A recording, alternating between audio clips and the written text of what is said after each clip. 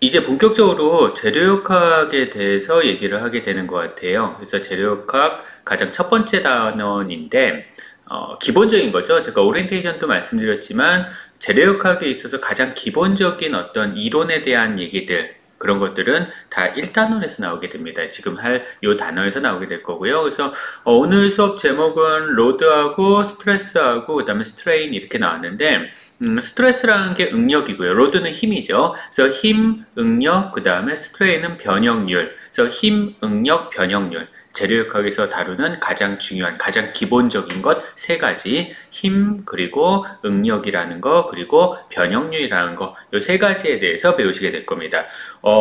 첫 번째 힘에 대해서는 힘의 종류들에 대해서 좀 얘기가 나올 거예요. 그리고 정력학 문제들을 조금 리뷰를 두 문제 정도를 하게 될 겁니다.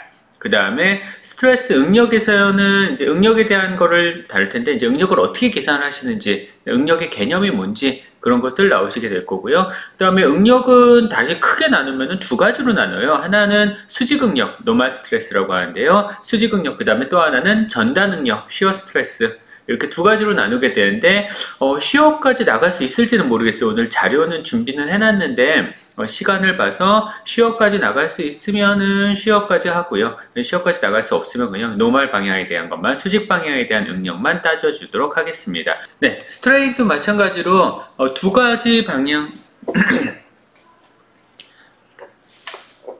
네, 스트레인도 마찬가지로 두 가지 방향이 있죠. 이제 노멀 방향의 스트레인, 수직 방향의 스트레인, 그 다음에 쉬어 방향, 전단 방향의 스트레인 두 가지가 있는데, 오늘은 일단은 노멀에 대한 것만 먼저 할 거예요. 수직에 대한 것만 먼저 할 거고, 그 다음에 쉬어 방향은 아까 스트레스랑 마찬가지로 시간이 되면은 하고, 시간이 안 되면은 다음 시간으로 넘기는 걸로, 다음 시간으로 넘기기를 바라시겠죠, 다들.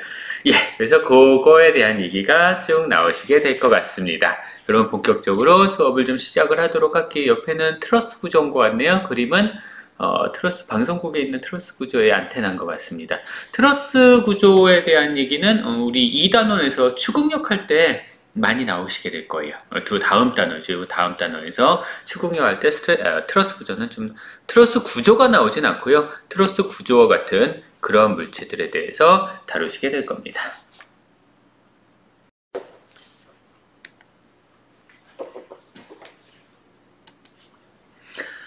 예, 먼저 이제 하중에 대한 얘기가 가장 먼저 나왔는데요. 하중을 분류를 하는데 가장 큰 분류가 이제 첫 번째 나온 분류겠죠. 작용 상태에 따른 분류. 그래서 하중의 작용 상태에 따라서 하중을 축방향 하중, 수직 하중이라고 합니다. 액션 로드 혹은 노멀 로드 이렇게 불러주시면 되고요. 노멀 방향이라는 건 수직 방향이니까 그 수직 방향 하중을 얘기를 해요. 다시 말하면은, 자, 이렇게 어떤 재료가 있다라고 하면 이 재료를 당깁니다. 당기는 하중을, 요 하중이라는 거를 그냥 우리는, P로 보통 우리나라 책들은 P로 많이 표현을 하는데 저는 수업 시간에 F로 표현을 할게요. force니까. 그래서 force라고도 하고 아니면은 로드라고도 하고, 사실은 조금 다른 의미인데, 그냥 같다라고 하고 그냥 진행을 하도록 할게요. 그래서 이렇게 양쪽에서 당겨주는 현상, 이것을 인장이라고 부르죠. 양쪽에서 당겨주는 걸 텐션입니다.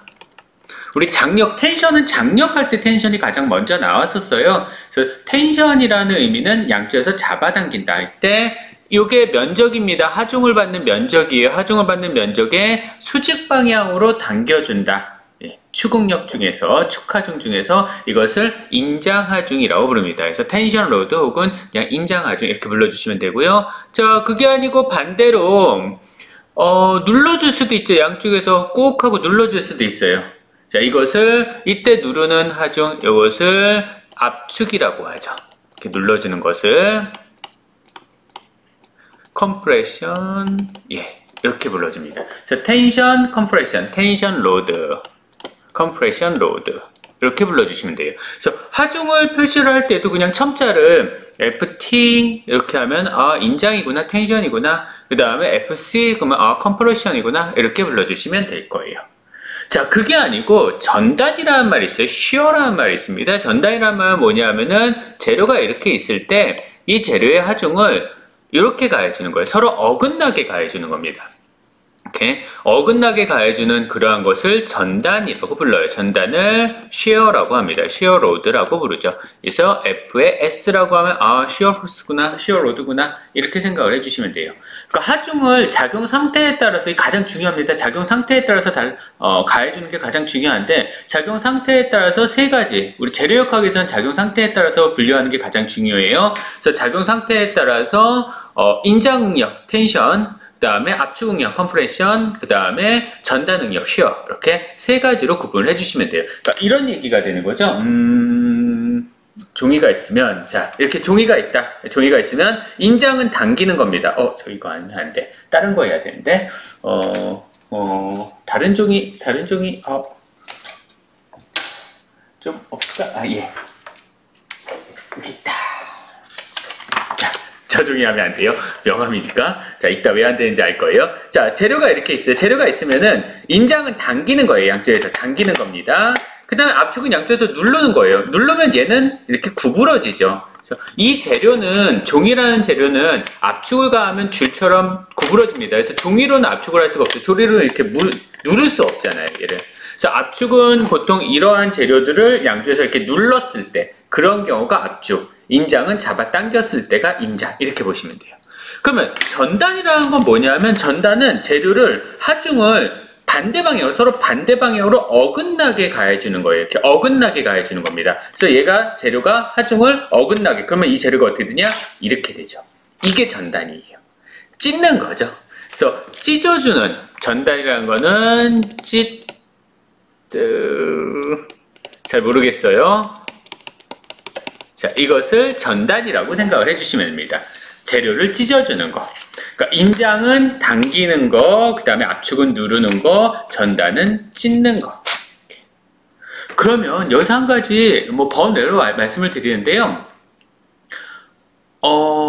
제가 이 재료를 당겨서 부시진 못했어요. 그쵸? 이 종이 당겨서 부시진 못했어요. 눌러서 부시지도 못했죠. 하지만 찢어서는 쉽게 부서지죠. 예. 이거 한 가지 알고 계셔야 되는데 재료의 상태에 따라서 금속이냐 비금속이냐가 좀 달라지긴 하지만 일반적으로는 재료는 인장이나 압축은 잘 버팁니다. 반대로 전단은 잘 못 버텨요. 그래서 보통은 절반 정도 하중밖에 못 버텨요. 무슨 얘기냐면 만약에 어떤 재료가 있어. 자, 얘가 인장이나 보통 이론상으로는 인장하고 압축에 대해서는 버틸 수 있는, 견딜 수 있는 힘의 크기가 만약에 100N이었다라고 하면은 전단에 의해서는 전단 버티는 힘의 크기는 대략 한 50N 정도밖에 안 됩니다. 그러니까 전단을 버틸 수 있는 힘은요, 인장이나 압축을 버틸 수 있는 힘의 절반 정도밖에 안 돼요. 그래서 아무래도 어떤 재료를 설계를 할 때 어떤 금속 같은 거, 일반적으로 금속을 많이 가지고 하니까 금속 같은 거를 무언가를 설계를 할 때 이 금속은 인장이나 압축을 받도록 설계하는 게 더 좋습니다. 전단보다는. 그리고 보통 금속 재료는 이것 때문에 금속 재료는 뭐가 유리냐 하면 인장이 유리해요. 그래서 인장력을 받도록 설계를 하는 게 가장 유리합니다. 금속 재료는요. 그게 아니고 콘크리트 벽돌 같은 거 있죠? 벽돌 같은 거, 콘크리트 재료. 콘크리트 재료는 압축을 받도록 설계하는 게 유리해요. 물론 이론상은 둘 다 버팁니다. 인장이나 압축이나 둘 다 버티는데 그나마 재료의 특성을 봤을 때 금속은 인장이 조금 더 유리해요. 압축보다. 왜냐하면 금속은 구부러지거든요. 중간에 버클링이라고 해서 좌굴이 발생을 할 수 있기 때문에 나중에 다시 설명을 드릴 텐데 그 다음에 벽돌 같은 경우는 잡아당기면 중간이 부서져요. 그런 문제들이 발생할 수 있기 때문에 이론적으로만 움직이지 않는 어떠한 특수한 특징이 있기 때문에 이론적으로는 인장하고 압축을 모두 다 버틸 수 있지만 모두 다 동일한 크기만큼 버틸 수 있지만 실제로 사용을 할 때는 금속 재료는 인장을 받도록 그 다음에 벽돌 같은 그런 콘크리트 같은 그런 재료는 압축을 받도록 설계를 합니다. 하지만 전단을 받도록 설계하지는 않아요. 재료가 전단을 받도록 설계하는 게 가장 나쁜 설계입니다. 전단력을 받도록 설계하는 거예요. 왜냐하면 그 재료가 버틸 수 있는 한계의 절반밖에 못 버티니까 전단이 가장 안 좋은 설계 모습이에요. 예를 들어서 볼까요? 우리 다리 볼게요. 이런 다리가 있습니다. 자, 여기가 이제 다리예요. 다리가 있으면은 중간에 다리가 있죠. 이렇게 개고 차가 이렇게 쓱 하고 지나가요. 차가 이렇게 지나갑니다. 뻥뻥뻥뻥뻥뻥뻥 해서 지나가요.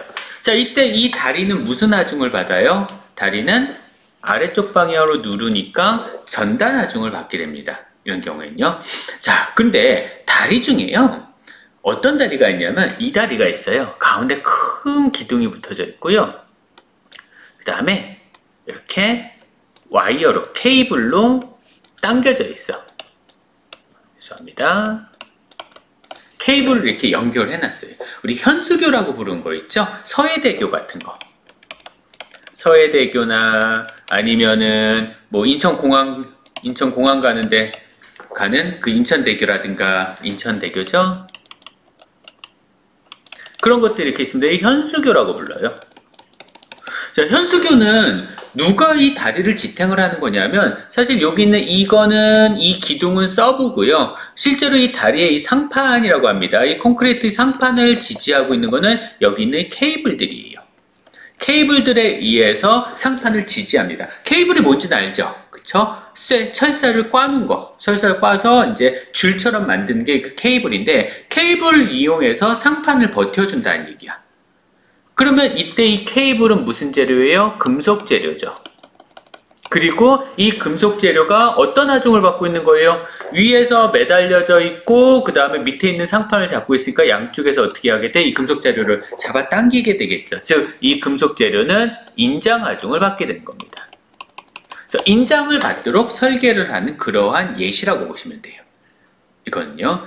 그러니까 금속 재료는 인장이 가장 튼튼하니까 인장을 가장 잘 버티니까 인장 하중을 받도록 설계를 한 그러한 예시. 그게 하나가 저 현수교에 있는 케이블이라고 보시면 될 겁니다. 그럼 벽돌은 압축을 받도록 설계를 한다는데 그 벽돌 압축 받도록 설계하는 가장 대표적인 예시가 뭐냐면은 자, 벽돌 또 벽돌. 예. 저 돌다리 있죠? 이렇게 사람 이런 식으로 옛날에 돌 이렇게 쭉 아치형으로 아치교라고 하죠. 돌 아치형으로 이렇게 쭉 만든 다음에 거기 이제 사람 올라갔다 내려갔다 이렇게 돌아다니게 하는 그럴 수 있는 거. 아니면은 옛날 그 무령왕릉? 오랜만에 들어본다. 오랜만에 얘기해본다. 왕릉이라는 말 되게 오랜만에 얘기해주는 거 보는 것 같은데 왕릉의 그 문 보면 아치형 구조로 문이 돼 있잖아요. 그것들. 그 벽돌들이 다들 사람이 이렇게 올라가 있으면 누르죠. 그러면 가운데 있는 벽돌 압축받죠. 압축되고 그래서 하중이 이쪽으로 전달이 되는 겁니다. 그래서 압축을 받아서 하중을 전달하도록 만드는 거예요. 뭐 피라미드에 있는 벽돌도 다들 압축을 받도록 설계가 되어 있죠. 그런 것들 그렇게 압축을 받도록. 근데 우리 주변에서 전단을 받도록 설계되어 있는 것들은 사실 그렇게 많지는 않아요. 물론 찾아보면 많이 있습니다. 근데 그닥 많지는 않습니다. 가급적이면은 인장이나 압축을 받도록 설계를 하고 특히나 금속 재료들은 인장을 받도록 설계하는 게 가장 좋은 설계 방법이에요. 제가 이렇게 쭉 얘기를 하면서 여러분들 감이 좀 왔으면 좋겠네요. 어떤 상황이 인장이고 어떤 상황이 압축이고 어떤 상황이 전단인지. 근데 여기서 한 가지 자, 요 그림을 한번 볼까요? 저 칠판을 한번 켜볼까요? 자, 다시 한번 그려주면 재료가 이렇게 있을 때 하중을 이렇게 하중이 가해지는 것을 텐션 그 다음에 재료가 이렇게 있을 때 이렇게 하중이 가해지는 것을 컴프레션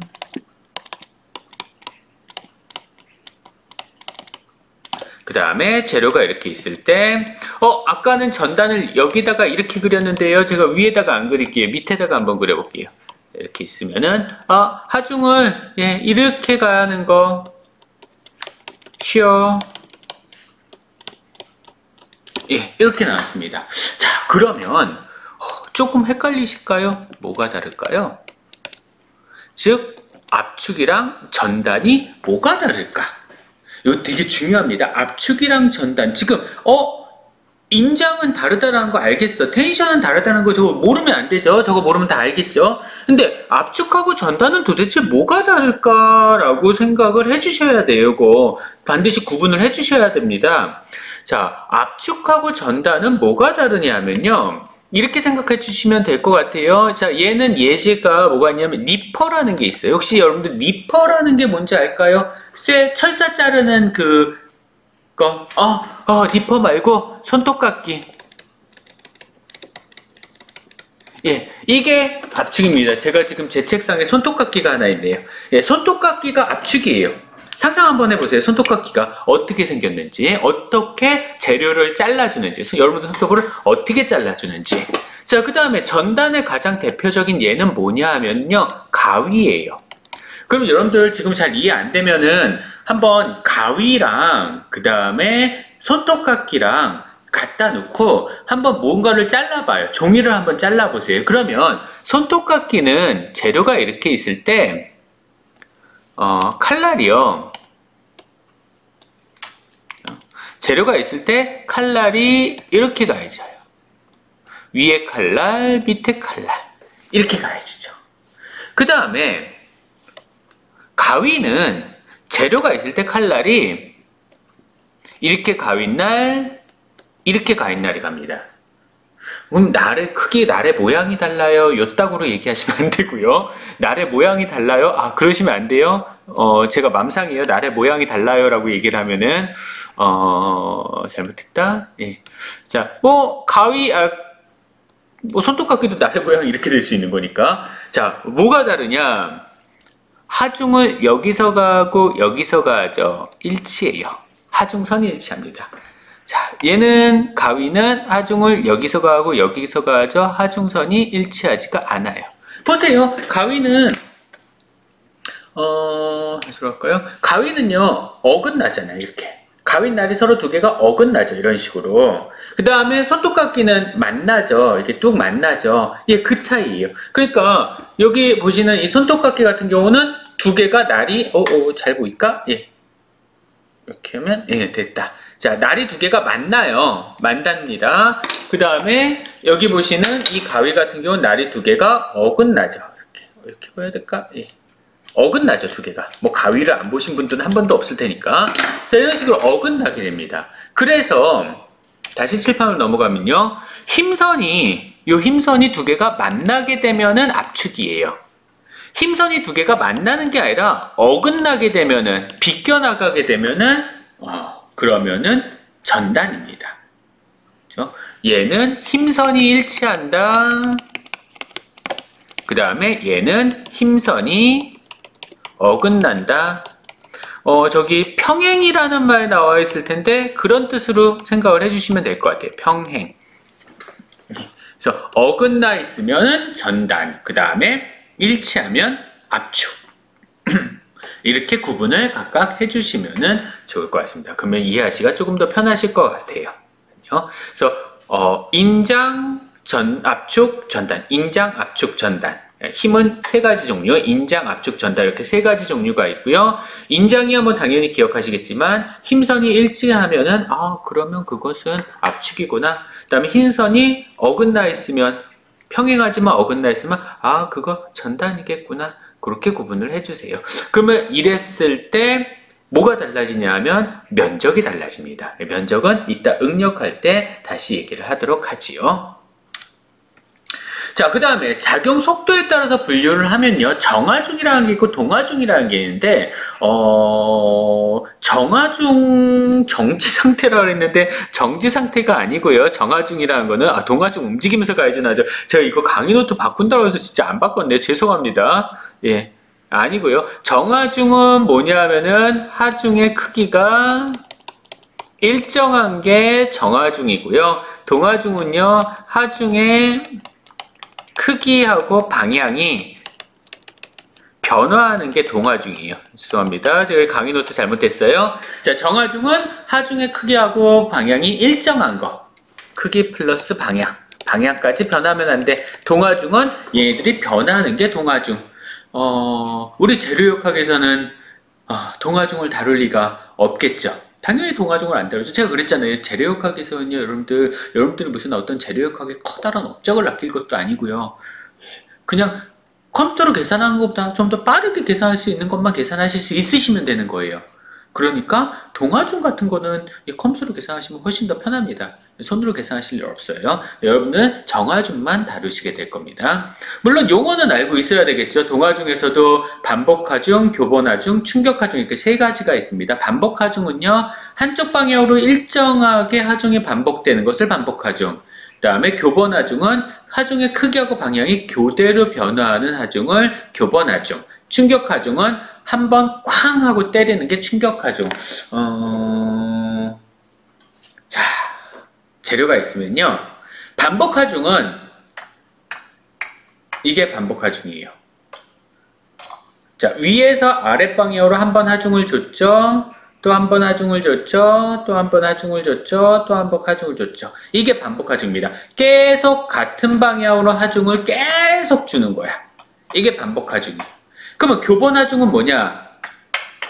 이게 교본하중입니다. 아까랑 다르죠? 한 번 줬어요. 한 번 줬어요. 그 다음에 또 한 번 줍니다. 또 한 번 줍니다. 또 한 번 줍니다. 이게 반복하중이에요. 교본하중은 한 번 줬죠. 위에서 아래로 줬죠. 그 다음에 밑에서 위로 줘요. 그리고 다시 위에서 밑으로, 다시 밑에서 위로. 그러니까 왔다 갔다 왔다 갔다. 하중의 방향이 반대 방향으로도 가해지는 거죠.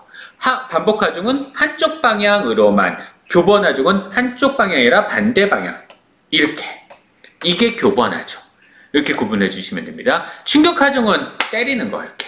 한번 팡 해서 날려버리는 거. 예. 이런 것을 충격하중이라고 불러요. 나중에 뭐 보실 일이 있겠지만 충격하중 같은 경우는 하중이 시간에 따라서 이렇게 변합니다. 보통 우리가 삼각형으로 그리는데요. 이렇게 변하게 되고, 뭐 고등학교 때 물리 시간에 배우셨겠지만 이때 이 임펄스 충격량이죠. 힘에다가 인테그럴 F의 dt로 해서 임펄스 값 혹은 운동량 값. 맞죠? 예. 잠깐 헷갈렸어요. 죄송해요. 자, 운동량 값은 운동량의 변화량 값이죠. 운동량의 변화량 값을 계산하실 수도 있으실 겁니다. 뭐 충격하중이나 이런 교본하중이나 반복하중, 동하중 쪽은 아마도 다룰 일이 없을 것 같아요. 뭐 진동 쪽을 다루는 것도 아니고 그러니까 우리는 그냥 정하중만 다룬다고 보시면 되겠습니다. 예. 자, 그 다음에 분포 상태에 따라서, 하중의 분포 상태에 따라서는 집중하중, 그 다음에 균일 분포하중, 비균일 분포하중, 그래서 집중하중하고 분포하중. 집중하중은 한 지점, 한 점에 집중적으로 작용하는 하중. 하지만 이런 거 없어요, 세상에는. 가정입니다. 하지만 우리는 모두 다 집중하중으로 가정하고 문제를 풀기는 하죠.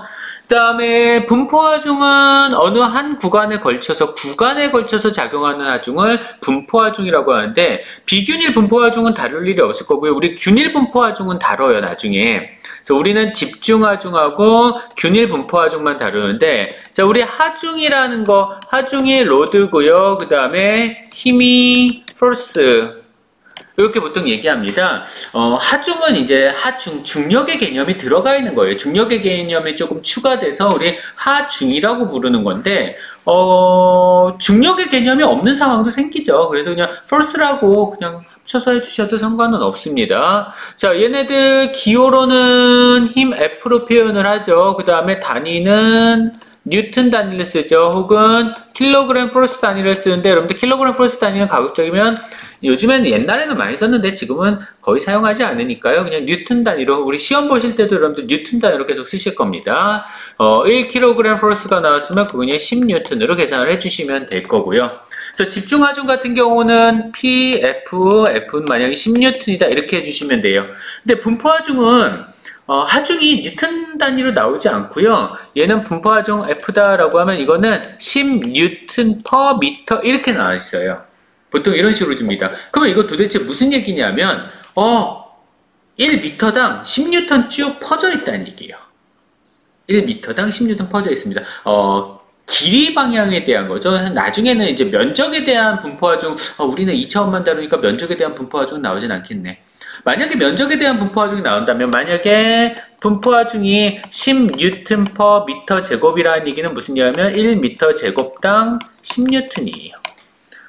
그러면 도대체 분포하중으로 문제가 나오면 어떻게 여러분들이 문제를 풀어야 되냐? 자, 이렇게 됩니다. 자, 여기서 쭉 해서 분포하중이 가해져요. 이렇게 가해집니다. 여기서부터 여기까지가 2m예요. 그래서 분포하중이 얼마나 가해지냐면 10N/m만큼의 분포하중이 가해져요. 그러면 이 얘기는 1m당 길이 1m당 10N의 하중이 가해진다는 얘기야. 길이가 몇 미터예요? 2m죠? 그러면 길이가 2m면 총 몇 N의 하중이 가해지겠어요? 20N의 하중이 가해지겠죠. 그래서 얘랑 똑같은 그림은요. 길이가 2m잖아요. 그러면 길이가 1m 되는 지점이 있을 거예요. 여기에 집중하중 가해지는 겁니다. 얼마? 20N만큼의 집중하중이 가해지는 거예요. 이게 동일한 그림입니다. 두 개가. 그래서 분포하중으로 문제 안 풀어요. 분포하중은요. 집중하중으로 바꿔서 문제 풉니다. 집중하중으로 바꿔서 문제를 풀어주시면 돼요. 자, 뭐 이렇게도 되죠. 자, 똑같이 2m야. 근데 이렇게만 하중이 가해져. 얼마냐면은 자 20N/m만큼의 하중이 가해져요. 근데 요거 몇 미터냐면 1m예요. 자, 그러면 이거는 어떤 그림이냐면 자, 여기쯤에 집중하중이 가해지는 거예요. 1m고 20N/m잖아. 그러면 20N 집중하중이 가해지는 거예요. 그러면 이 지점은 얼마나 되는 지점일까요? 예, 1m의 중간. 그러면 0.5m 되는 지점입니다. 이런 식으로 그림을 바꿔서 분포하중이 나왔을 경우에는 집중하중으로 변경해서 계산해 주시면 쉽게 계산을 하실 수가 있어요. 물론 말이 쉽죠. 네.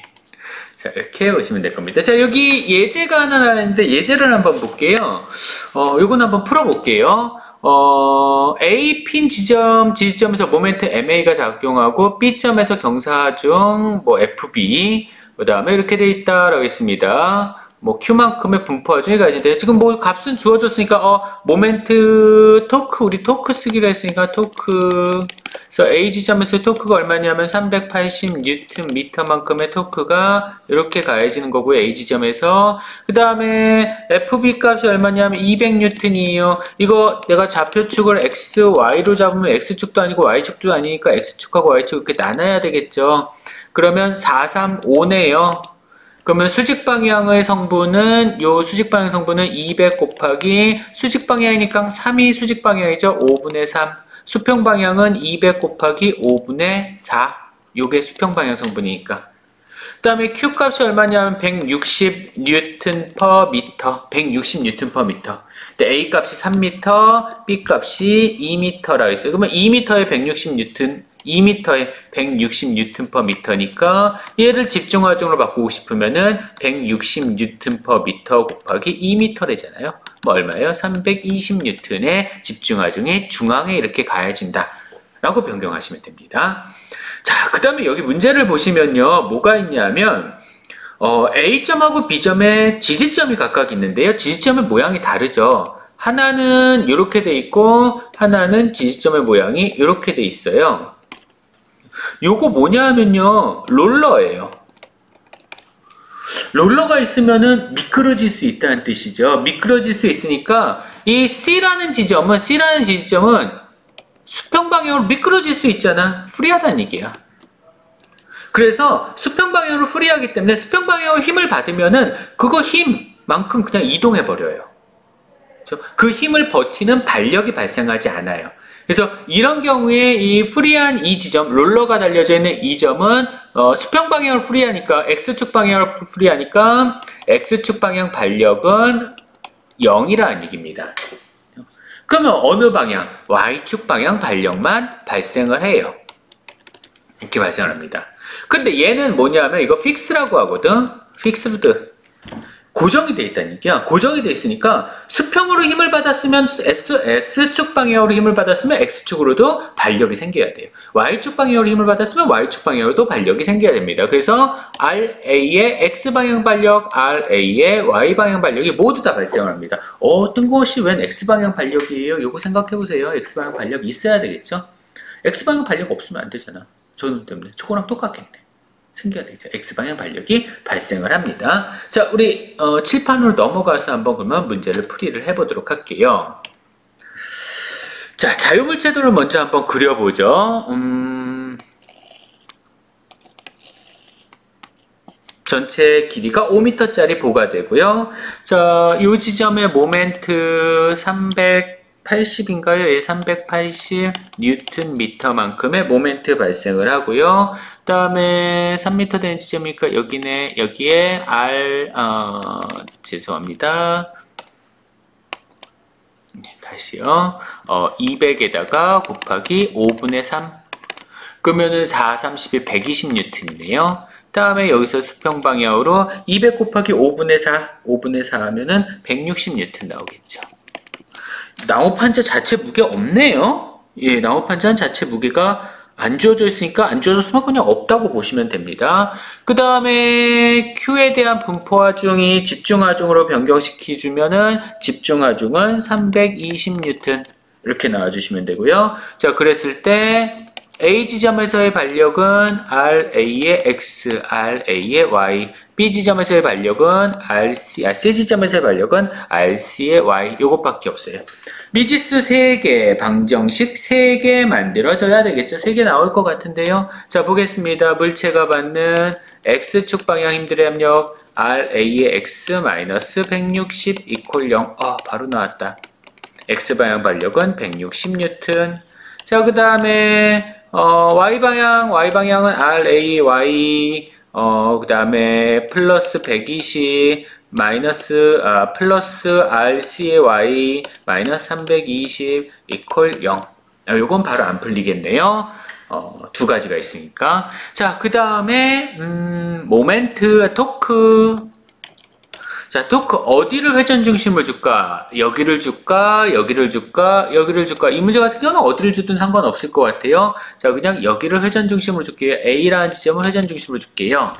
자, 여기서요, 여러분들. 토크가 나왔잖아요. 근데 문제에 토크가 하나가 주어졌죠. 요거 하나가 주어졌죠. 예, 이 토크는 그냥 토크 그대로 쓰시면 돼요. 힘에다가 거리 곱한 게 토크 아니에요? 아니죠. 얘는 그냥 힘에다 거리가 곱해져서 나왔잖아. 힘 곱하기 거리가 해서 나온 게 얘잖아. 그래서 이 토크는 토크식에다가 그냥 쓰시면 됩니다. 380, 마이너스죠? 반대 방향이니까. 반시계 방향이니까, 요 지점을 기준으로 해서 반시 방향이니까 380. 그 다음에 요 놈은 토크 못 만들고, 반시계 방향, 죄송합니다. 얘가 시계 방향이네요. 그래서 마이너스, 죄송합니다. 그 다음에 이거 반시계 방향이니까 플러스, 마이너스, 플러스. 그러면 마이너스 380, 그 다음에 얘 플러스니까 플러스 120 곱하기 요 거리가 문제에서 얼마로 주어졌지? 3m였나요? 예, 3m네요. 그 다음에 요거 4m, 요거 5m 이렇게 되네요. 그러면 120 곱하기 3, 마이너스 320 곱하기 4, 마이너스 RCY 곱하기 5 이퀄 0. 이렇게 계산을 해주시면 될 것 같습니다. A 지점에 대해서 토크를 찾아주시면 되고요. 자, 그렇게 해서 계산을 해주시면은 RC의 Y 값은 얼마냐면은 260뉴턴 나오네요. 그러면 이것을 다시 여기다가 싹 집어넣으시면은 RA의 Y 값도 나오죠. 마이너스 60뉴턴 나오는데, A 지점에서는 마이너스 60뉴턴이요. 제가 설정한 이 방향, 틀렸다라는 얘기예요. 방향 틀렸습니다. 아래쪽 방향이란 뜻이에요. 이렇게 하면은 문제에서 구하라는 미지수는 다 구할 수 있어요. 그래서 A점하고 C점에서의 지지 반력을 계산을 하실 수가 있습니다. 자, 그런데 제가 한 가지만 더 설명을 드릴게요. 자, C점. 자, 예를 들어서 여러분들이 이렇게 계산을 했어. 나는 C점에 대해서 토크 찾을 거야. C점에 대해서 토크 찾을 거야? 그러면 C점을 회전 중심이라고 보면, 이 320뉴턴에 대해서 반시계 방향, C점 회전 중심이니까, 얘는 시계 방향, 마찬가지로 토크 못 만들어요. 그 다음에 마찬가지로 토크 못 만들고, 우리 식에서는 위쪽 방향을 플러스로 위쪽 방향이라고 하자라고 했었으니까, 원체 그림에서, 원래 그림에서는, 그러면, 시계 방향. 그리고 이 토크도 시계 방향. 그래서 식이 어떻게 나오냐? 왼쪽에 있는 것부터 할게요. 반시계 방향이죠. 320 곱하기 1m 떨어져 있어요. 이렇게 하면 1m입니다. 요거 2m고요. 그 다음에 요거 5m죠. 요건 똑같겠네요. 그 다음에 얘 시계 방향이니까 마이너스 120 곱하기 2m. 그 다음에 마이너스 RAY 곱하기 5m. RAY가 그래서 마이너스가 나올 거예요. 그 다음에 이 토크도 여기를 회전 중심으로 하든 어디를 회전 중심으로 하든 얘는 시계 방향으로 돌고 있잖아요. 그래서 마이너스 380입니다. 이퀄 0이에요. 그래서 요거 토크는 자유물체도에서 토크가 주어져 있으면 토크는 그냥 그 토크 그대로 쓰시면 돼요. 토크식에서. 그대로 사용하시면 됩니다. 그리고 그 토크가 시계 방향이냐 반시계 방향이냐 그것만 따져주시면 돼요.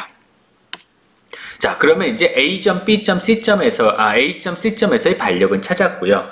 자, 두 번째 문제는 뭐냐 하면은 분포하중이 가해지는 B하고 C의 중간 지점이래. 중간 지점에서의 내력을 구하여라 라고 했어요. 이게 뭐냐 하면요.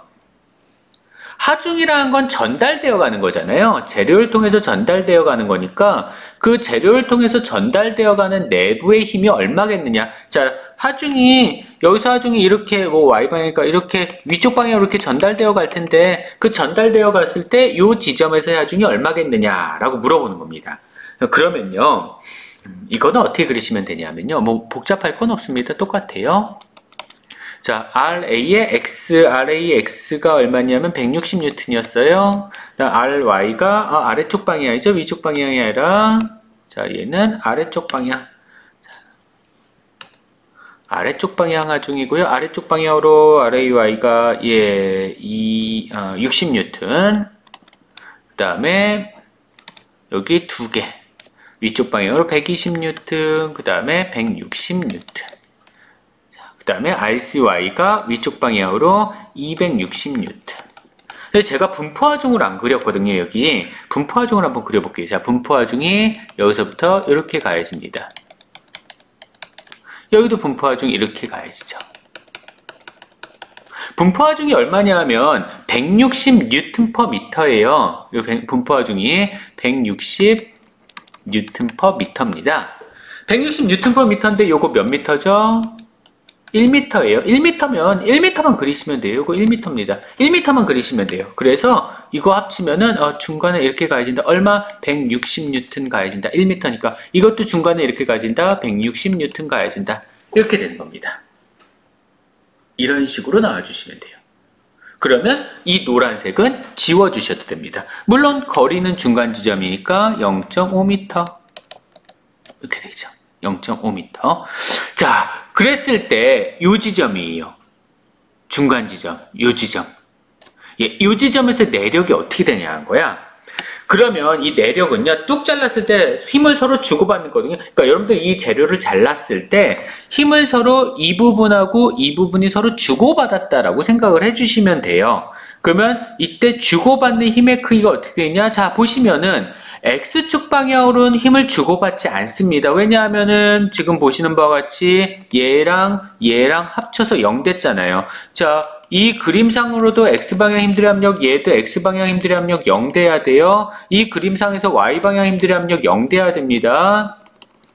그 다음에 어디서든 토크의 총합도 0 돼야 돼요. 그거는 어떻게 하든 관계없어요. 그래서 이 문제는 왼쪽 그림을 가지고 풀어도 답이 또 나오고요. 오른쪽 그림을 가지고 풀어도 답이 나오는데, 자, 오른쪽 그림을 가지고 풀어볼게요, 한번. 그러면 오른쪽 그림에서 봅시다. 자, Y방향 힘들의 합력 0 돼야 되죠. 그러면 요 지점에서 Y방향으로 아래쪽 방향으로 하중 하나 가해줘야 된다는 거 아실 수 있겠죠? 얼마 하중 가해줘야 돼요? 100N 가해줘야 되죠. 그래야지 160, 100 합쳐서 260 나올 거 아니야. 그러면 하나 나왔어요. 자, 그 다음에 여기가 C라는 지점이에요.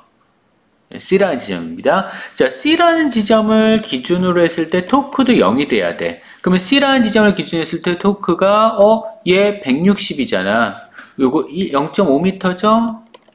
그러면은 0.5m 곱하기 160 플러스죠. 그 다음에 이것도 C라는 지점을 기준으로 했을 때 100N도 토크 만들죠. 100 곱하기 1m 0 안 되잖아. 이거 곱하면 얼마나요? 80하고 그러니까 180Nm만큼의 토크가 만들어지죠.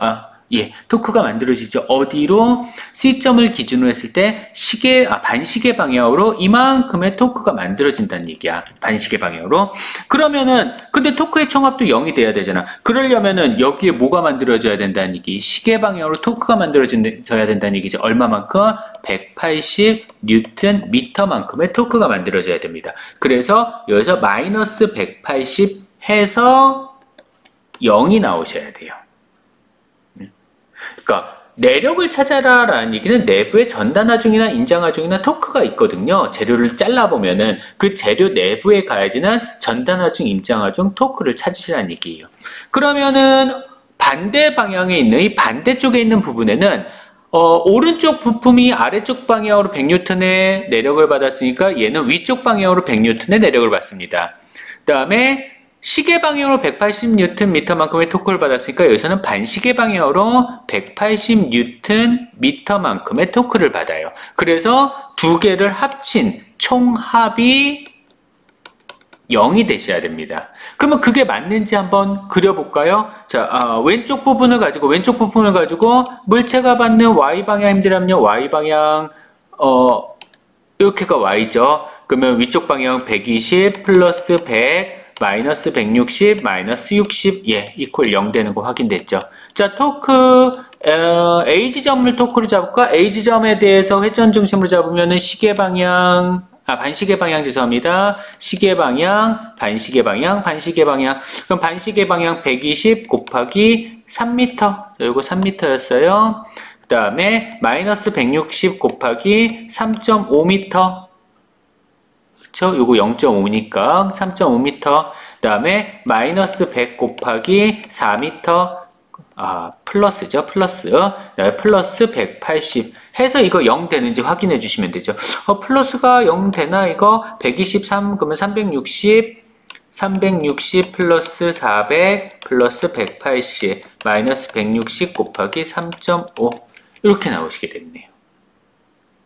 그죠? 그래서 이게 0이 되는지 0이 되나요? 0이 되는 건가요? 볼까요? 780 0이 안 되나? 어디서 잘못 나왔나? 180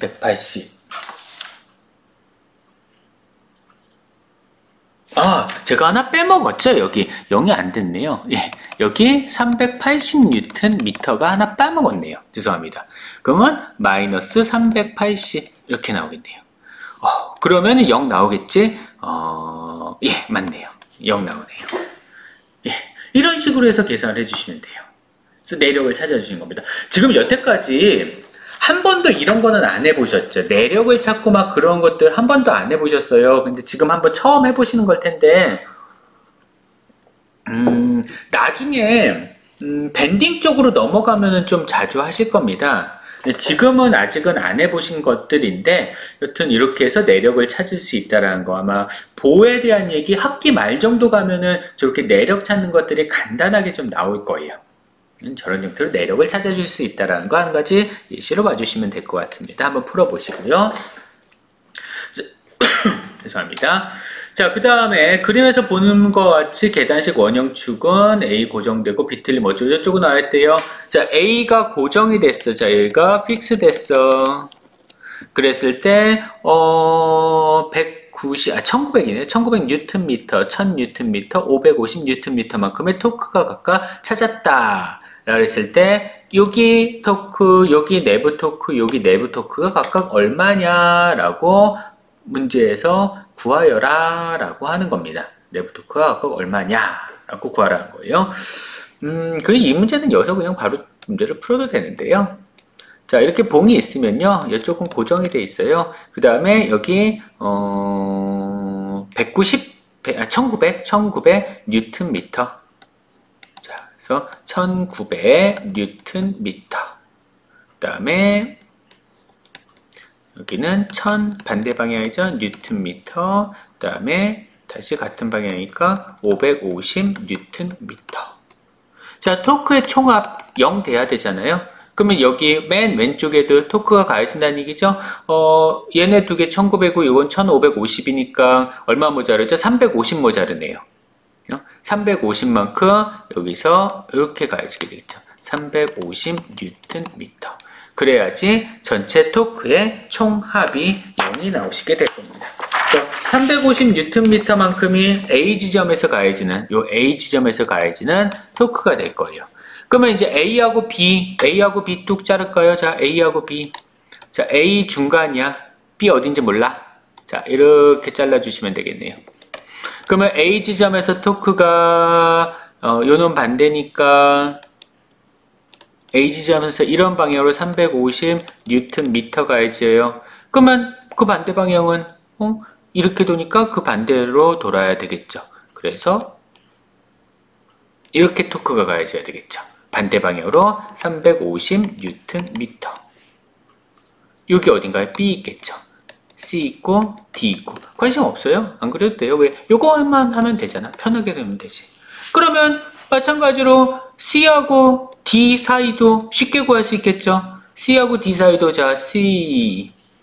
자, 여기가 D예요. D입니다. 그 다음에 쭉 해서 여기 C 있을 거, 여기쯤에 C 있을 거고 잘랐으니까 여기 B, 그 다음에 여기 A 이렇게 하면 되잖아요.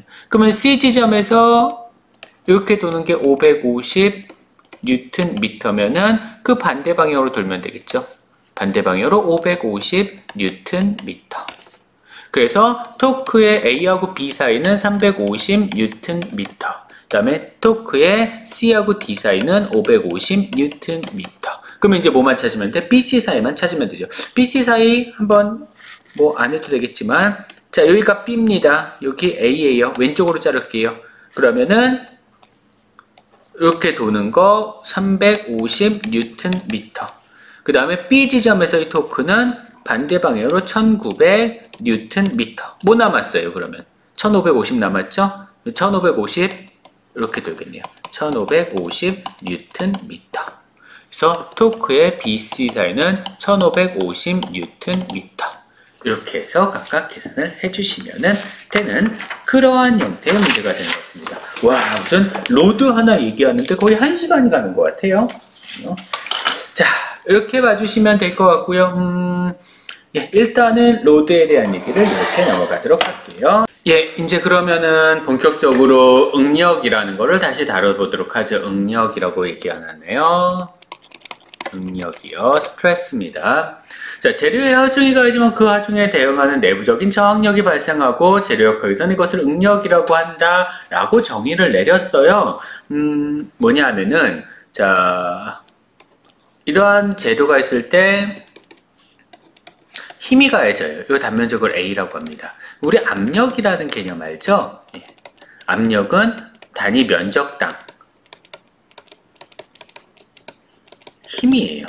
그래서 압력은 프레셔니까 F로 표현하면 이것은 면적분의 힘으로 계산합니다. 뭐 단위가 뉴턴 퍼 미터 제곱이겠죠. 면적분의 힘이니까 우리가 이것을 파스칼이라고 하죠. 자, 예를 들어서 우리 1기압이에요. 1기압. 대기압 1기압이다. 이거는 1013 헥토파스칼. 헥토는 10의 제곱 100배니까 101300 파스칼. 예, 이만큼을 1기압이에요. 공기 하나가 이만큼이 되는 겁니다.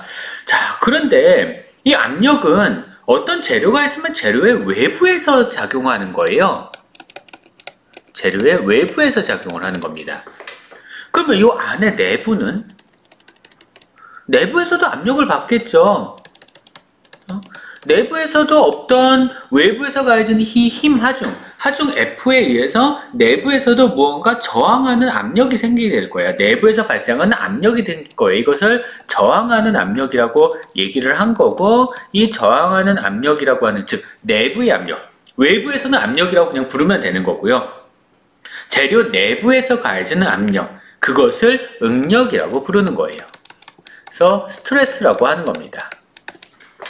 그래서 요 전 단원에서, 요 전에 예제에서 내력을 찾은 거예요. 그래서 재료 내부에서 가해지는 힘이 응력이니까 그것 때문에, 그거를 말하기 전에 그러면은 내부에서 가해지는 힘이 있다라는 걸 하나 보여줘야 되겠구나 라는 예제가 있어서 그 예제가 나온 거고, 그 예제를 통해서 재료 내부에도 힘이 전달이 되는구나 라는 게 나온 겁니다. 그 힘이 전달되니까 그 전달되는 힘에 의해서 압력이 발생을 해야 되겠죠. 그러니까 그 내부에 발생하는 압력, 그 전달되는 힘에 의해서, 다시 말해서 내력에 의해서 발생하는 재료 내부의 압력이라고 보시면 되는 거예요. 그래서 이것을 응력이라고 얘기를 하고요. 스트레스라고 얘기를 하고요. 그러면 이때 스트레스 값은 얼마가 되냐? 스트레스는 시그마로 표현합니다. 이것은 단위 면적당 힘으로 표현을 해주시면 된다라는 얘기예요. 그러면 이 힘은 내력이겠네요. 이게 사실은 원래대로 하면 내력이죠.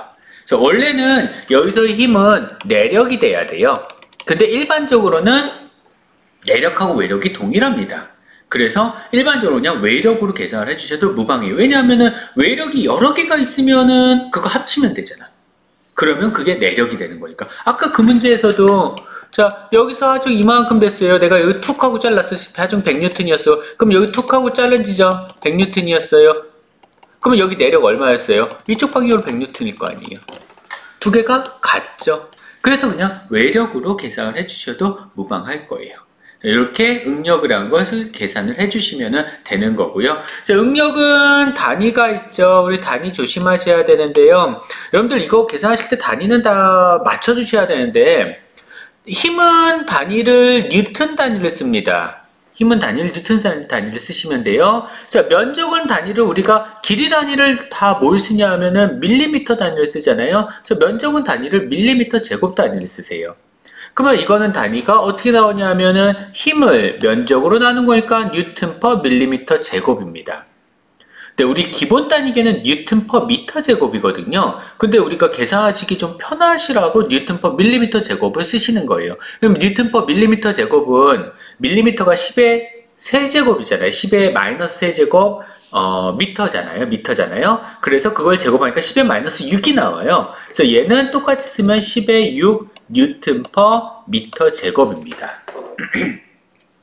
접두어들 배우셨죠? 접두어들 기억하시면 돼요. 그러면 이거는 메가입니다. 메가 뉴턴 퍼 미터 제곱. 이것을 뭐라 하냐? 뉴턴 퍼 미터 제곱이 파스칼에 의해서 메가 파스칼입니다. 이렇게 정리를 해주시면 될 것 같아요. 자, 중요하니까 따로 이것 좀 적어 놓으시면 좋을 텐데, 우리 단위 약속을 하죠. 여러분들 이 수업 들으시면서 단위를 좀 약속을 할게요. 이렇게 하시면, 원래는 이렇게 하면 안 돼요. 원래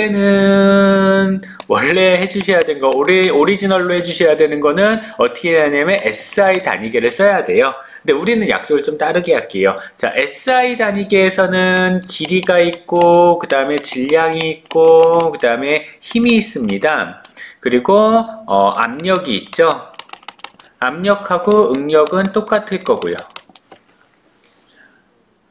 뭐 이렇게 나오는데, 나중에 에너지까지 나오니까 에너지까지 한번 맞춰볼까? 에너지까지, 사실 뭐 에너지까지 지금 따져줄 거는 아니긴 한데요. 자, 우리의 약속은 단위계를 좀 다르게 갈 거예요. 그래서 요거를 좀 얘기를 하니까 나중에 이거 도대체 왜 이렇게 돼요? 이렇게 하지 말고 우리 약속을 할게요. 자, SI 단위계로는 길이 단위는 미터 단위를 쓰셔야 됩니다. 질량은 킬로그램, 시간은 초. 뭐 근데 여긴 지금 시간이 안 나와 있으니까. 그다음에 힘은 뉴턴 단위 쓰죠. 압력은 파스칼 단위 써요. 뉴턴 퍼 미터 제곱입니다. 에너지는 뉴턴 미터예요. 그래서 줄 단위를 씁니다. 이게 정상적인 단위예요. 에너지도 잠깐 나올 거예요. 그래서 줄이라는 단위를 사용하시면 에너지 단위. 근데 우리가 약속하기는 어떻게 하냐? 우리 기계 쪽에서는요, 길이 단위를 미터 단위를 안 쓰잖아요. 기계 쪽에서는 길이 단위를 밀리미터 단위를 씁니다. 질량은 그대로 킬로그램 단위 쓰세요. 힘은 뉴턴 단위 그냥 쓰세요. 그럼 압력은 길이를 밀리미터 단위로 썼으니까 아까 나온 것처럼 메가파스칼 단위로 나옵니다. 그래서 압력은 기본 단위가 메가파스칼이에요. 에너지는 미터가 아니라 밀리미터를 쓰죠. 그래서 밀리줄입니다. 10의 마이너스 세제곱 줄이에요. 그대로 하면. 그러니까 길이 단위를 우리가 밀리미터 단위를 쓰다 보니까 압력 단위는 혹은 응력 단위는 메가파스칼 단위로 나오게 된다라는 얘기입니다. 다시 말해서 이런 얘기죠. 자, 어떤 재료가 있어요. 자, 재료에, 자, 얘 지름이 D가 얼마냐 하면은 10mm예요. 그랬을 때 얘를 얼마만큼의 힘으로 당겼냐 하면 1000N만큼의 힘으로 양쪽에서 당겼다라고 해볼게요. 그러면 이랬을 때 이 재료가 받게 된 응력이 얼마냐라고 물어봤습니다. 예를 들어서요. 이렇게 물어봤어요. 그러면은 이 재료가 받는 응력이 얼마야? 계산을 한번 해봐야 되겠죠? 자, 응력이라는 것은 면적분의 힘으로 계산을 해주시면 됩니다. 힘은 1000N 나왔어요. 면적을 찾아야 되겠는데, 자, 면적은 요 면적이에요. 수직이 되는 이 면적을 얘기를 하는 겁니다. 하중에 수직이 되는 면적.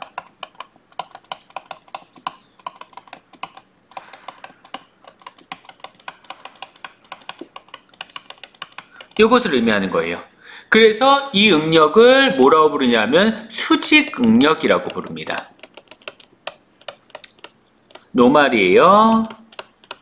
노말 스트레스라고 부르는 거예요. 수직 응력. 하중 방향의 수직인 면적을 찾기 때문에 수직 응력이라고 부르는 겁니다. 중요해요. 응력은 종류가 두 가지입니다. 수직 응력하고 전단 응력이요. 수직 응력입니다. 그러면 이때 면적은 하중 방향의 수직인 면적이니까 이 면적을 찾아주시면 되는 거고요. 형광펜 한번 써볼까?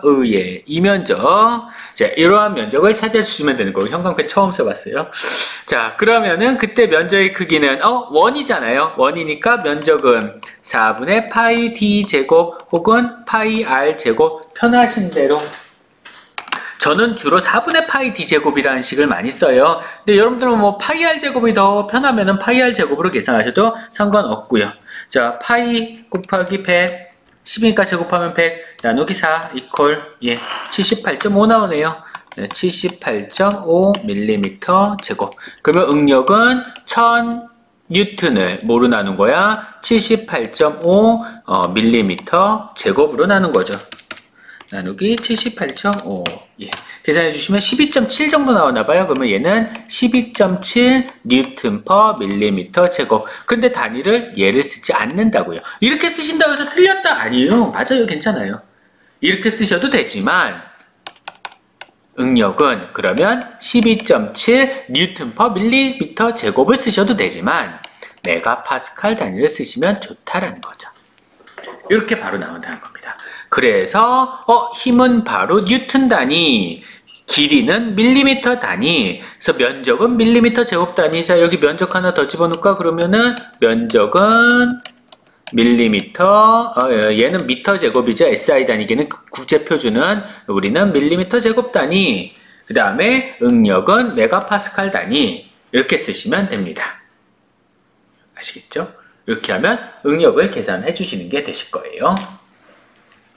자, 이렇게 봐주시면 될 것 같고요. 응력을 계산하는 방법을 설명을 드렸습니다. 자, 응력은 수직 응력하고 전단 응력으로 나눠져요. 지금 상황 보니까 오늘 전단 응력을 나가기는 어려울 것 같아요. 지금 뭐 환호성을 지르고 있을지도 모르겠는데. 자, 응력은 수직 응력하고 전단 응력으로 나눠집니다. 쉬워져. 수직 하중이 가해지면 수직 응력이에요. 그 다음에 전단 하중이 가해지면 전단 응력입니다. 그래서 수직 응력은 텐션, 그 다음에 컴프레션 두 가지. 이때 A는 파괴 가상 면적인데 사실 수직 응력에 대해서는요 면적을 구하는 게 어렵지는 않아요. 그냥 힘의 수직인 면적이잖아. 자, 내가 재료가 이렇게 있어. 이렇게 있어. 근데 양쪽에서 당겼어. F만큼의 힘으로 당겼어. 면적 어디겠어요? 이게 면적이겠죠. 수직인 면적. 이렇게 수직인 면적. 그래서 면적 찾는 게 그닥 어렵지 않는데 전단 얘기가 나오면 두 개를 헷갈려 하는 학생들이 있어요. 면적을 찾을 때. 물론 그거는 전단 얘기를 할 때 다시 한번 설명을 드리도록 하겠습니다. 오늘 카메라가 깨끗하게 나오진 않나 보네요. 뭐 어쨌든 상관없고요. 자, 그리고요. 여기에 응력에 한 가지 떠 들어가야 되는 게 변형률이라는 게 들어있어요. 뜬금없이 딱 하고 스트레인 나왔죠. 변형률.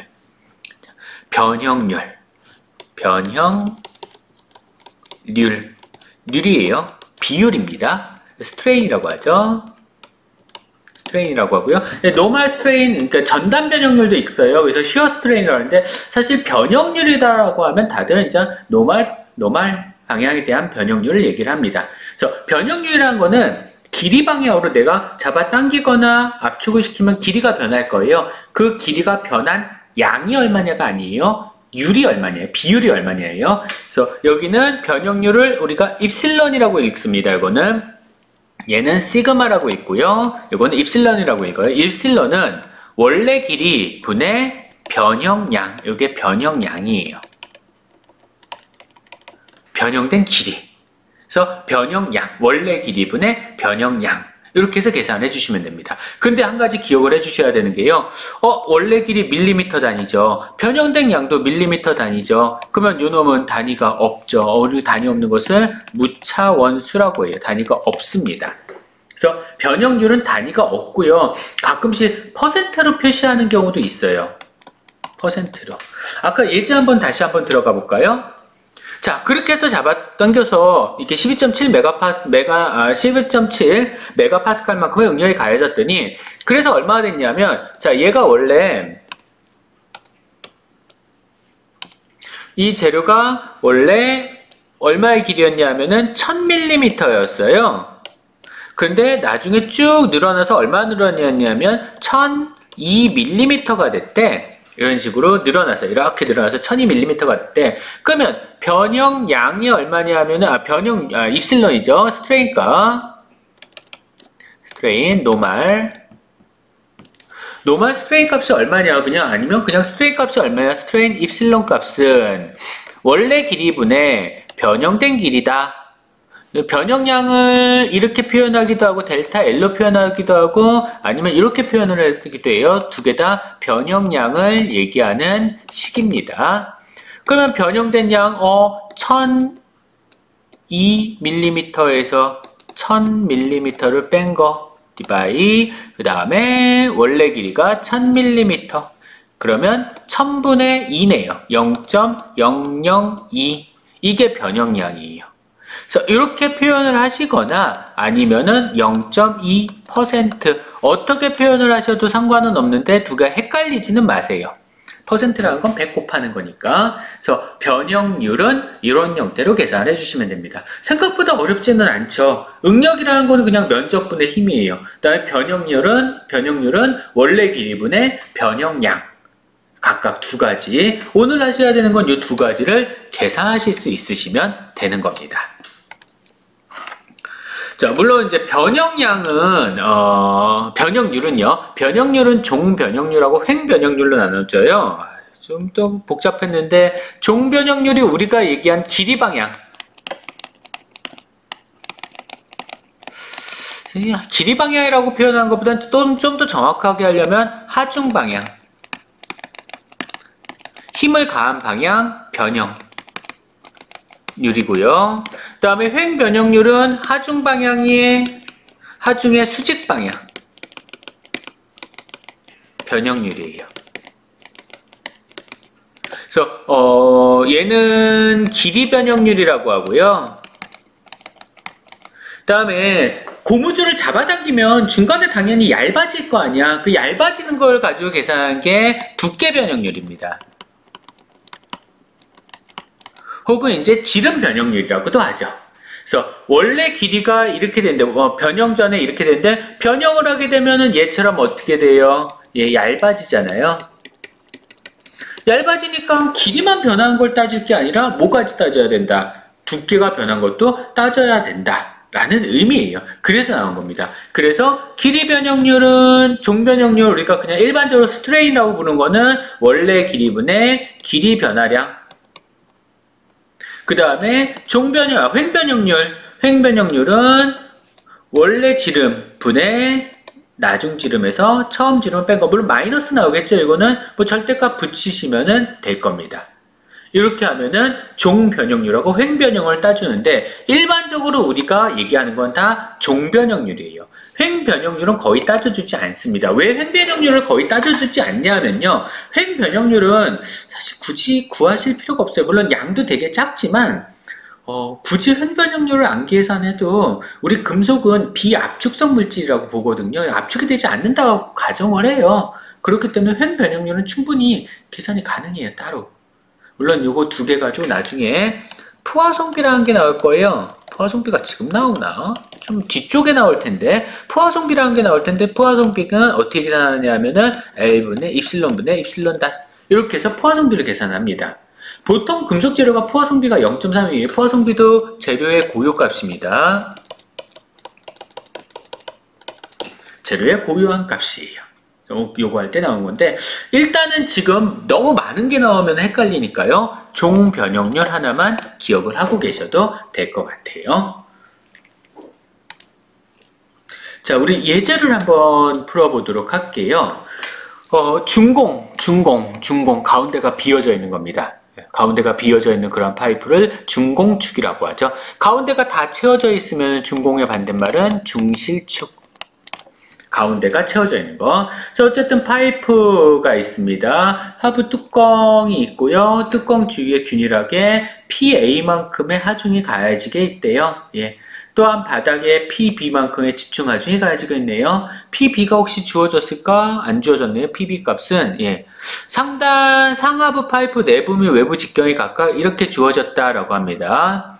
하부 파이프 400, 그다음에 상부 파이프 350mm, 파이프 자체 중량은 없고요. 그다음에 상부에 14.5 메가파스칼 인장력이 가해지는 자, 얘에 14.5 메가파스칼만큼의 인장력이 가해지는 거죠. 위에는 픽스돼 있어요. 있습니다. 인장응력이 가해지는 경우에 PB 값이 얼마냐라고 물어본 게 첫 번째 문제고요. 최종적으로 하부에 작용하는 응력, 그러면 얘에 작용하는 응력은 얼마냐라고 물어봤습니다. 그 다음에 B번은 하중 PA를 유지한 상태로 상부와 하부에 같은 인장응력. 그러면요, 우리 이렇게 하지 말고요. 다 풀진 말고요. A번 하나만 풀게요. 사실 뭐 다 풀 필요는 없을 것 같아요. 그래서 그냥 A번 하나만 계산을 한번 해보도록 하겠습니다. 칠판으로 넘어가서 계산할게요. 자, 예제를 보시면요. 자, 단면으로 그릴게요. 그냥 자, 천정이 이렇게 있고요. 상부 파이프가 이렇게 있어요.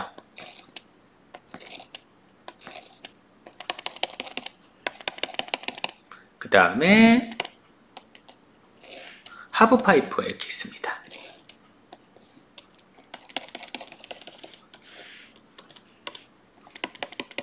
상부 파이프, 하부 파이프가 이렇게 각각 있고요. 자, 문제에서는 PB 값이 얼마인지는 안 주어졌어요. PB 값 몰라요. PA 값은 여기 이렇게 가해지는 하중이 PA 값인데 PA 값이 얼마로 주어졌냐면 7,800N이라고 주어졌습니다. PA 값은 7,800N. 분포 하중을 집중 하중을 바꾸면 7,800N이라는 얘기 되겠죠.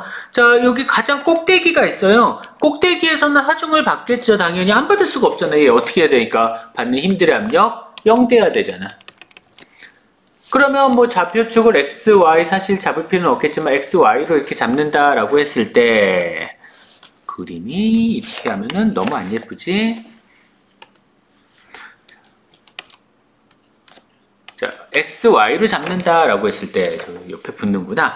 그러면 이 꼭대기에서는 위쪽 방향으로 하중이 가해져야 될 거예요. 하중이 안 가해지면 안 되잖아요. 그래서 위쪽 방향으로 받는 하중 PFT라고 할까요? 그러면 하중 Y방향 힘들의 압력 0 돼야 되니까 FT 마이너스 PB 마이너스 7,800 이퀄 0 돼야 됩니다. 그러면 위쪽 방향 장거 그 다음에 PB 이퀄 7,800이다. 첫 번째식 하나 나오셨을 거예요.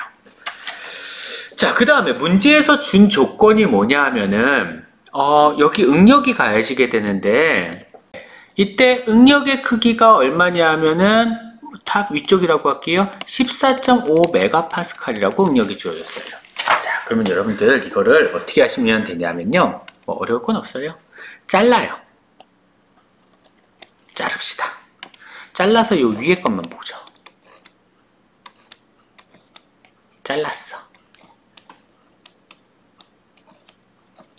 이렇게 자른 거죠. 자른 지점에 요 지점에 응력이 얼마라는 얘기냐면은 14.5메가파스칼이라는 얘기예요. 이렇게 된 얘기입니다. 자, 위쪽 방향으로 장력 FT, 장력은 아니죠. FT만큼의 하중 가해질 거예요. 밑에 방향으로 얼마만큼의 하중이 가해져야 돼요? 물체가 받는 힘들의 압력 0 돼야 되잖아. 물론 이 밑에 거 얘네들을 가지고 그리면은 좀 달라지겠지만 얘기가 지금 얘네들을 가지고 그릴 건 아니니까 그냥 위에 부분만 가지고 그리시면 되는 거예요. 그러면은 여기 14.5메가파스칼의 응력이 가해진 지점에서의 하중은 T, 얼마인지 모르겠지만 그러면 요 계산하실 수 있지 않을까요? 이제 감이 좀 오셔야 돼요. 자, 요 면적 도너츠잖아. 이렇게 된 거잖아요. 지금 안에 면적이 얼마냐 하면은 D1, D2, D1 값이 문제에서 51, D2가 60. 자, 요게 51, 그 다음에 D2가 60이라고 그랬어요. 그러면 면적을 AT라고 할게요. 상부 면적입니다. 상부 면적을 AT라고 하면은 4분의 파이에 D2의 제곱에서 D1의 제곱을 뺀 것 같아요. 그 계산하시면 얼마 나오냐면 784.6mm 제곱 나옵니다. 그러면 요거 두 개 가지고 됐나? 이거는 상부에 가해지는 위에 쪽에 가해지는 응력이에요. 요거는 상부의 면적분의 상부에 가해지는 힘. 이것으로부터 상부에 가해진 힘은 응력 곱하기 면적. 응력은 14.5 우리 메가파스칼 그대로 쓰기로 했잖아. 면적은 밀리미터 스퀘어 그대로 쓰기로 했잖아요. 784.6. 그래서 요거를 계산을 해주시면은 상부 쪽에 가해진 힘이 얼마 나오냐면 11,377N 나온대요. 11,337N. 자, 다시 한번 얘기를 할게요. 자, 응력은 메가파스칼 단위를 쓰시면 돼요. 길이는 면적은 밀리미터 제곱 단위를 쓰면 됩니다. 그러면 얘는 뉴턴 단위로 바로 빠져나오게 되는 거예요. 그러면 이것으로부터 찾았네. 자, 얘 얼마야? 12337 뉴턴이에요. 그러면 FT에 12337 뉴턴 마이너스 PB 이퀄 7800이니까 이것으로부터 PB 값은 바텀 지점에서의 이상하다. 바텀 지점에서의 바닥에서 가장 밑에서의 하중은 3577 뉴턴입니다. 이렇게 되는 거죠. 그러면 이제 두 번째 물어본 건 뭐냐면 여기서의 응력은 얼마냐 거예요. B 지점에서 응력. 자, 이거를요. 그러면요, 이 B 지점에서 응력을 찾을 때 위에 전체 다 그리 아니에요. 요것만 하세요. 다시요. 여기 잘라요. 이렇게 잘라요. 그럼 바닥 자르면은 이렇게 잘리겠죠. 이렇게 잘리겠죠. 그래서 여기서 하중 얼마야? PB잖아. 3577 뉴턴이잖아.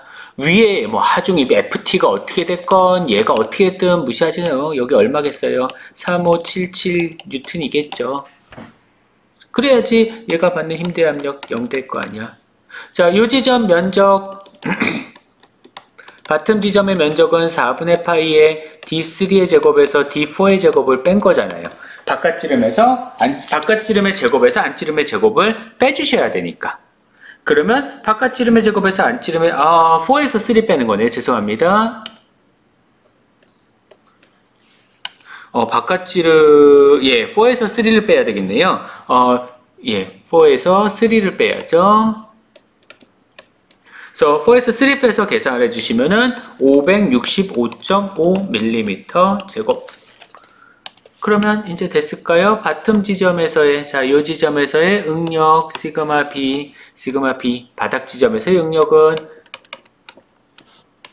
바닥 지점에서의 면적 그 다음에 하중 그러면 3577을 얼마로 565.5로 나눠주시면 되는 거죠. 이렇게 해주시면 6.3메가파스칼 이 정도의 응력이 나오시면 될 겁니다. 제가 막 그 반올림을요, 제 마음대로 막 하고 있죠. 숫자가 크면요, 소수점 버리세요, 그냥. 그리고 숫자가 좀 작다, 얘처럼 한 자릿수다 혹은 두 자릿수다 그러면 소수점 첫째 자리 정도까지만 표현을 해주시면 됩니다. 그거는 소수점 둘째 자리까지 표현하고 이런 짓거리는 하지 마세요. 뭐 0.01 이런 거야 괜찮겠지만 뭐 3.45 막 이런 거 3.45 그런 거 필요 없어요. 3.5 그냥 그렇게 해주시면 됩니다. 이렇게 해서 예제를 풀어주시면 되겠네요.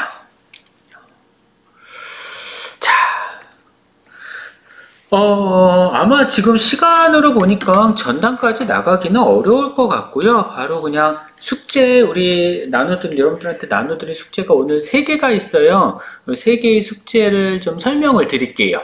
설명을 드리고 그걸 좀 한번 풀어보시는 걸로. 뭐 학생들이 지금 숙제가 되게 많다고 저도 이해해요. 숙제 되게 많은 거, 공부할 거 엄청 많은 거. 뭐 교환만 가지고 공부해야 되는 과목들도 있고 막 그래서 물론 4주차, 3주차부터는 조금 바뀔 텐데 영상들을 많이 올리실 텐데요. 처음에 좀 힘드셔가지고 못 올리신 분들이 계셔서. 어쨌든 간에 근데 이 수업은 계속 얘기를 하지만 여러분들 안 풀어보시면은 전혀 아무 쓸데없는 풀어보셔야 돼요. 그래서 풀어보셔야 되니까 전 숙제를 반드시 내줍니다. 나중에는 요거는 아니고요. 나중에는 저거 할 때 우리 대면 수업을 할 때는 빨리 그날이 왔으면 좋겠는데 아주 죽겠어요 저도. 대면 수업을 할 때는 여러분들 이거는 이제 수업 시간에 여러분들 조별로 같이 푸시게 될 거예요. 그런 문제입니다. 자, 첫 번째 문제 볼게요. 영어네요. 예, 문제가 영어예요. 여러분들 영어 능력도 있으셔야죠. 이제 AI 시대에 사시는 분들이잖아요. 구글에다 요 그대로 치면은 그대로 해석돼서 나올 겁니다. 근데 제가 다 해석은 해드릴 테니까요. 제가 해드리는 설명 잘 듣고 푸시면 굳이 뭐 영어 때문에 문제를 못 푼다 이런 얘기는 나오지 않을 거예요. 우리 교재에 문제는 다 영어로 되어 있기 때문에 이렇게 되어 있습니다. 자, 하중 P가 가해진대요. 이거 자전거죠? 자전거 브레이크. 자전거 브레이크. 자전거 브레이크는, 여기서 하중 P가 가해지는 거예요. 이렇게 하중 P가 가해지는 건데, 사실은요, 세상에 집중하중은 없습니다. 제가 아까 말씀을 안 드렸는데, 세상에 집중하중은, 말을 했었나 모르겠네요. 가정이에요, 그냥. 모든 거는 다 분포하중이죠. 그래서 원래대로 하면은 분포하중이지만 그게 집중하중이라고 가정을 하고 그 집중하중이 얼마가 가해지냐 하면은 P가 70N이 가해진다는 얘기예요. 집중하중 70N만큼이 가해진다. 근데 사실은 분포하중이라고 하니까 분포하중이 여기서부터 여기까지 가해지는 거거든요. 한 50에서 100mm 사이에서 가해지는 건데 그게 집중하중이니까 여기가 어딘지는 여러분들 아실 수 있으실 거예요. 아실 수 있으실 겁니다. 그래서 브레이크를 꾹 하고 잡아당기면 이 브레이크 패널이 뭐라고 했지? 레버라고 해야지. 브레이크 레버가 회전을 하죠. 어디를 중심으로 회전하나요? A점을 중심으로 회전하죠.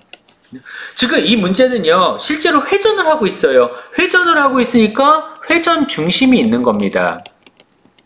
일반적인 역학 문제랑 달라요. 우리 정역학 문제랑 다르게 회전 중심이 있는 겁니다. 그래서 핸드 브레이크의 피봇이 A라고 있어요. 피봇은 회전점을 피봇이라고 하면 피봇 핀, 회전 중심에 핀을 꽂아 놓으면 그게 피봇 핀이에요.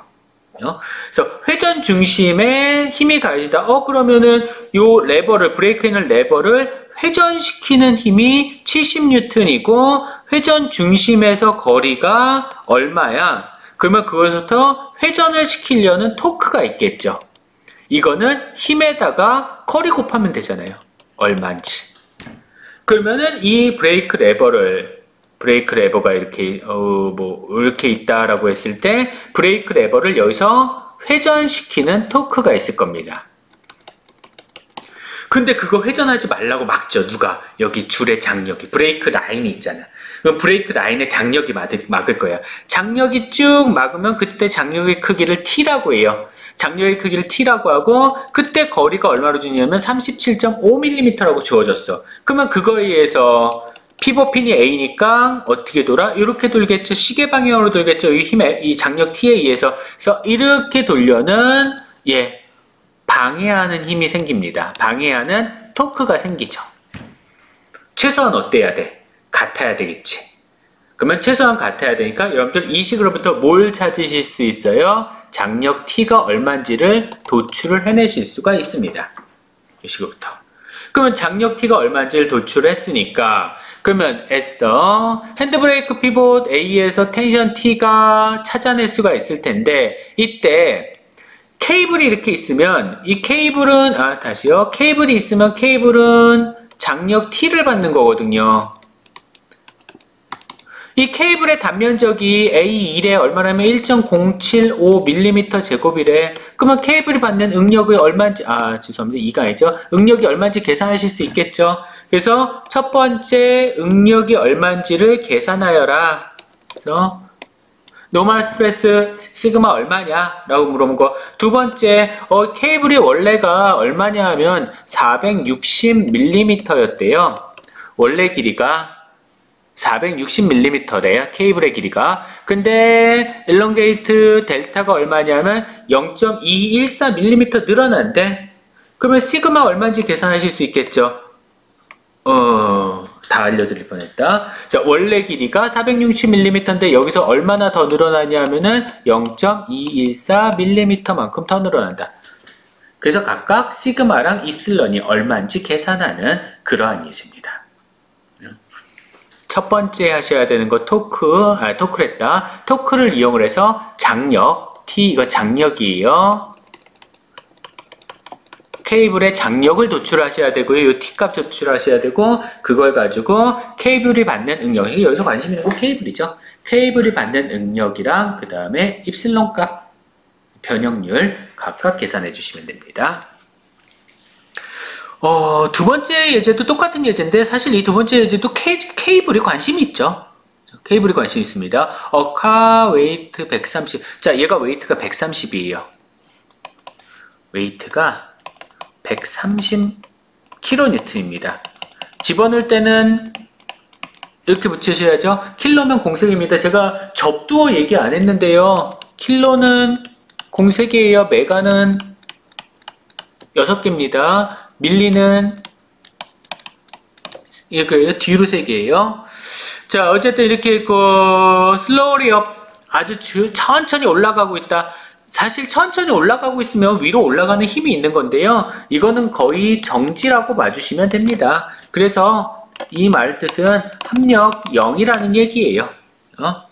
자, 케이블 있고요. 더 케이블 자, 이 케이블은 면적이 얼마냐 하면은 490mm 제곱이에요. 케이블은 면적이 490mm 제곱입니다. 면적, 유효 면적이라고 하죠. 케이블은 조금 다르기 때문에 유효 면적이라는 표현이 나타나요. 그 다음에 각도는 30도다. 자, 요 각도 30도래요.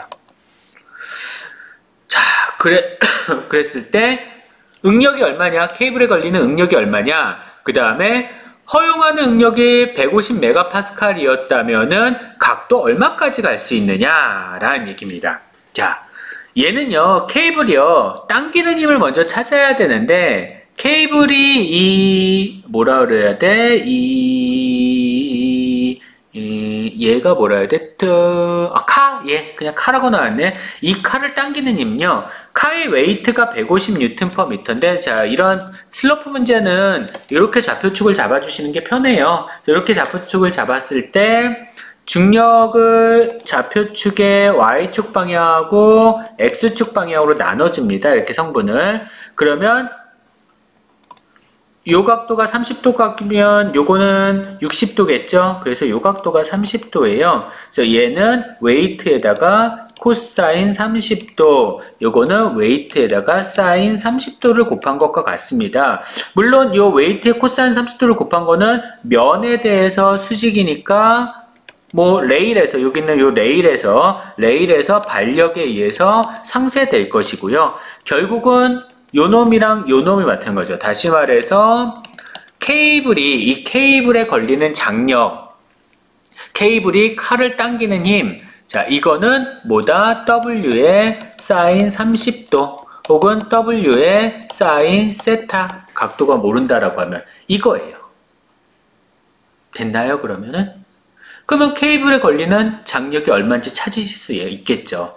케이블에 걸리는 장력을 찾았으니까 그것부터 응력은 면적분의 장력 가지고 계산을 해주시면 됩니다. 그러면 케이블에 걸리는 응력이 얼마인지 계산하실 수가 있고요. 그 다음에 케이블에 걸리는 맥시멈 값이 얼마다라고 주어졌어요. 그러면 이건 면적분의 힘이잖아. 그러면 이것으로부터 걸릴 수 있는 장력의 맥시멈 값은 케이블에 걸리는 응력의 맥시멈 값에다 면적 곱한 거 같죠. 면적은 어차피 똑같으니까 A라고 쓰든 A라고 쓰든 U니까 2라고 할까요? efficiency니까. 자, 근데 이거는 어떻게 계산하시면 되겠어요? 케이블에 걸리는 장력 T의 맥시멈 값은 W는 어차피 변하지 않고 거기다 사인 세타의 맥시멈 값이 되겠죠? 이렇게. 그러면 세타의 맥시멈 값을 찾아주실 수가 있으실 겁니다. 두 번째 예제예요. 자, 마지막 예제인데 이게 가장 여러분들 와 닿아야 되는 예제고 가장 어려운 예제일 겁니다. 우리 이런 데 써요. 재료역학을. 케이블 마찬가지로 똑같이 케이블. 앞에 정력학 예제 풀면서 여러분들 이런 케이블 문제 풀었었잖아요. 똑같습니다. 그 케이블이요. 자, 문제에서 트럭이고요. 이 트럭의 뒤에 걸리는 이 케이블을 얘기하는 겁니다. 이 케이블 여러분들이 실제로 이 트럭을 설계한다고 생각을 해보세요. 이 케이블을 설계를 한다 했을 때 케이블에 뭘 찾아야 되는 거야? 예, 장력화 노멀 스트레스. 예, 케이블에 단면적으로 얼마짜리를 설계를 해야 될까? 나중에 그것까지 나오셔야 됩니다. 그래서 케이블에 단면적으로 얼마짜리를 설계해야 될까? 그런 거를 해야 된다라는 생각하에 이 문제를 풀어보시면 좋을 것 같은데요.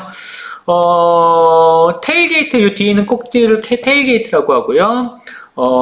크레이트를 하나, WC 900N짜리 물체를 하나, 짐을 하나 올려놓고 있는 거고요. 테일게이트 웨이트, 자체 웨이트는 270N이래요.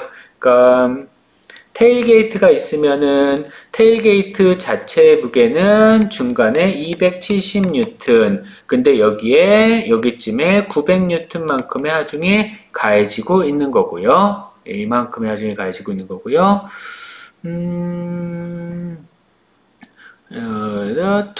케이블 두 개네요. only one is shown. 하나만 보여주는데 케이블은 원래 두 개입니다. each 케이블, 자, 케이블 두 개예요. 케이블 두 개면요, 어떻게 하시면 되냐면, 단면적을 2배 하시면 돼요. 아니면 하중을 절반으로 줄이시던가. 케이블 하나에 걸리는 하중을 절반으로 줄이시던가. 그랬을 때 장력 T가 얼마냐, 그 다음에 노멀 스트레스가 얼마냐. 우리 앞에서 케이블에 걸리는 장력 찾았으면 요거 이렇게 나눴잖아요. 그래서 요거 지우고, 그러면 얘는 문제에서 각도가, 요 각도는 여러분들 사인 코사인 가지고 찾아주셔야 돼요. 각도. 그러면 이것은 t의 사인 세타, 요 각도 세타를 했을 때 얘는 t의 코사인 세타. 그 다음에 반력 rx ry. 앞에서 많이 풀었었던 그 문제죠. 요거 없는 건데 괜히 나왔네요. 신경 쓰지 마세요.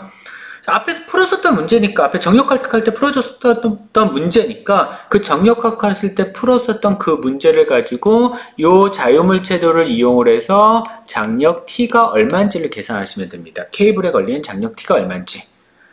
그러면 이때 케이블이 두 개라 그랬으니까 단면적을 2배 해주셔도 되고요. 아니면은 케이블 하나당으로 계산하고 싶으시면, 단면적 하나로 계산하시고 싶으시면은 장력 T를 절반으로 자르시면 되는 거죠. 케이블이 두 개니까. 그래서 만약에 장력이 1000N이 나왔다 그러면 케이블 하나당은 50N, 500N 이렇게 계산하시면 되고요. 그래서 케이블에 걸리는 장력, 자르는 게 낫겠네요. 케이블 하나당 걸리는 장력을 물어본 거니까 장력하고 응력 계산하시면 됩니다. 면적 주어졌으니까요. 그리고 원래 길이가, 케이블 자체의 원래 길이 계산할 수 있죠. 피타고라스 정리 쓰시면 되잖아요.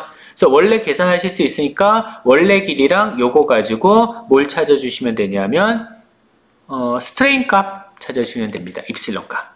그래서 장력, 그 다음에 스트레인 값이 각각 얼마냐, 요거 계산해 주시면 될 것 같아요. 자, 여기까지가 숙제에 대한 설명이 될 것 같습니다.